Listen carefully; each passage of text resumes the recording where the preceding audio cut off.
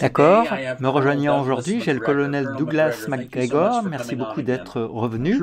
Bien sûr. Le président français Emmanuel Macron a déclaré que l'envoi de troupes terrestres de l'OTAN ne devrait pas être annulé. Nous devons faire tout ce qui est en notre pouvoir pour arrêter Vladimir Poutine. C'est un haut dirigeant du G7 qui a déclaré qu'il envisageait d'envoyer des troupes terrestres en Ukraine. Va-t-il essayer de convaincre tous les pays de l'OTAN d'envoyer une coalition?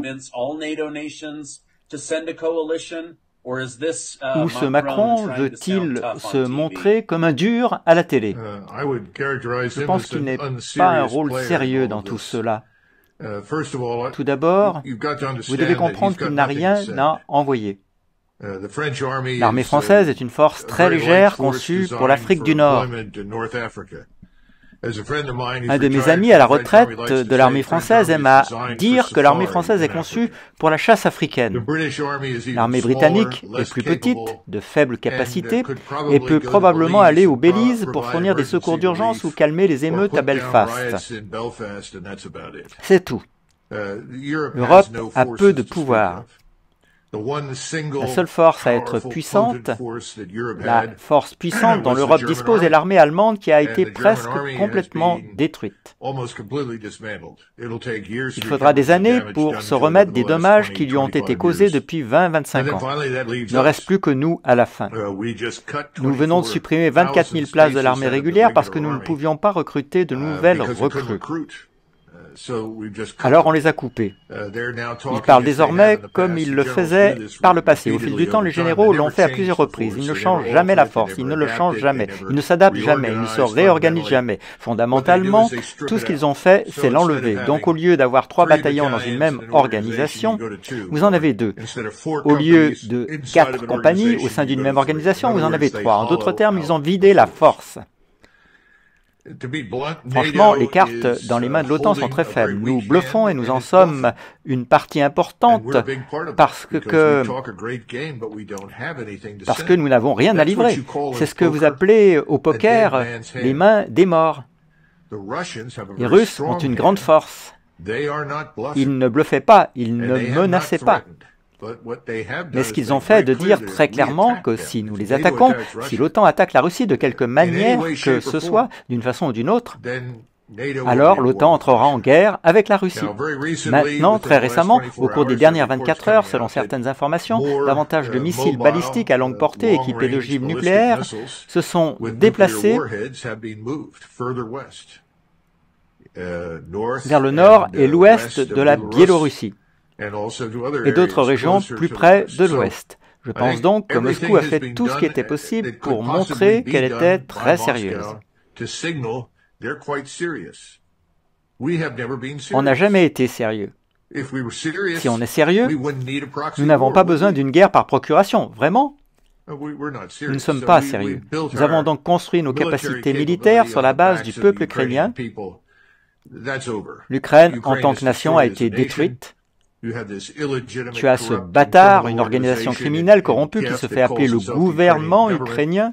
Qu'ils soient chassés par eux-mêmes ou par les Russes, ils ne dureront pas longtemps. Je ne sais pas. Mais ils ont fini et sont partis.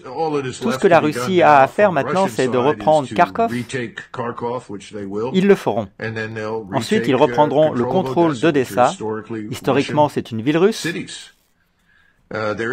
Une autre lacune est que le gouvernement moldave a choisi d'adhérer à l'OTAN sans le consentement du gouvernement. En Moldavie et dans la République actuelle de Transnistrie, dans le coin sud-est inférieur de la Moldavie, il y a entre 200 000 à 20 000 citoyens russes. C'est la République de Transnistrie. Ils ont demandé l'aide de la Russie car ils vivent maintenant sous un blocus avec l'aide de Bruxelles et de Washington. La Moldavie tente de rendre la vie misérable pour les 200 000 à 20 000 Russes qui y vivent. Donc je pense que quand ils finiront pour gagner Odessa, on aurait tendance à simplement aller un peu vers l'ouest et vers le nord pour intégrer la Transnistrie dans le sud de la Russie historique. Rappelez-vous où était Odessa. Par exemple, jusqu'au XVIIIe siècle et aux années 1970, la côte de la mer Noire était peuplée de Tatars turcs et de Mongols. Les gens ne semblent pas comprendre que l'Ukraine n'a jamais touché la mer Noire. L'Ukraine est plus au nord. Donc, ce que vous voyez, c'est la région qui était l'Empire ottoman avant de devenir l'Empire ottoman. Ce sont des Tartares du nord, le Tarkat de Crimée. Ces régions feront désormais également partie de la Russie. Enfin, vous verrez l'Ukraine à l'intérieur des terres. Telle est l'histoire de l'Ukraine. Les gars, où on va? À moins que quelqu'un ne fasse preuve de bon sens et décide de parler sagement aux Russes. Mais il est absurde de mentir à tout le monde que l'Ukraine peut remporter une défaite honteuse ou une grande victoire d'une défaite honteuse. Ça n'arrivera jamais. Oui, Chuck Schumer a dit, si nous pouvions leur donner 60 milliards de dollars, ils vont gagner. Quelle idée naïve. C'est ça? Je veux dire, je suis très déçu par les membres du Sénat, mais il leur suffit de leur donner de l'argent pour les faire gagner. C'est ridicule. Ce n'est pas décevant, c'est la voie de la corruption et de la tromperie. Ces gens sont des menteurs. La dernière chose qu'ils veulent est de se lever et d'admettre ce qu'ils ont fait. Ils ont détruit l'Ukraine. Se fichent de ce qui arrive au peuple ukrainien. Son ami Zelensky et sa préoccupation, ainsi que les intérêts de Larry Fink, BlackRock et d'autres grandes entreprises ayant des intérêts agricoles en Ukraine. C'est tout ce qui l'intéresse, parce que maintenant Zelensky est fondamentalement prêt à organiser une grande vente et à vendre tout ce qui reste en Ukraine.